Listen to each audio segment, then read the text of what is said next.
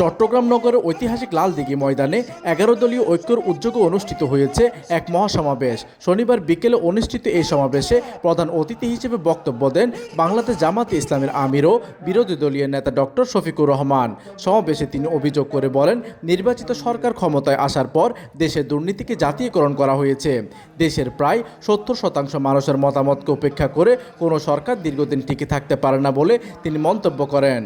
সমাবেশে বক্তব্য দেন হেফাজতে ইসলামের নেতা আল্লামা মামুনুল হক। তিনি বলেন, জনগণের আকাঙ্ক্ষা ও প্রতিশ্রুতির বাস্তবায়ন নিশ্চিত করতে হবে এবং জনমতের প্রতি শ্রদ্ধাশীল হতে হবে। এই সময় বাংলাদেশ নেজামে ইসলাম পার্টির মহাসচিব মাওলানা মুসা বিন ইজাহার গণরায় বাস্তবায়নে বিলম্ব না করার আহ্বান জানান।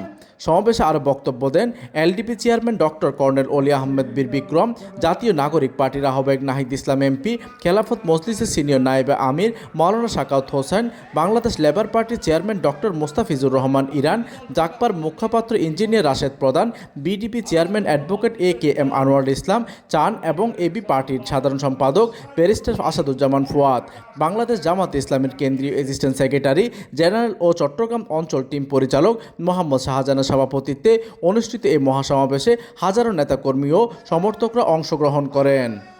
প্রতিনিধির তথ্য ও পাঠানো চিত্রে ডেস্ক নিউজ, দিগন্তের বার্তা 24, চট্টগ্রাম।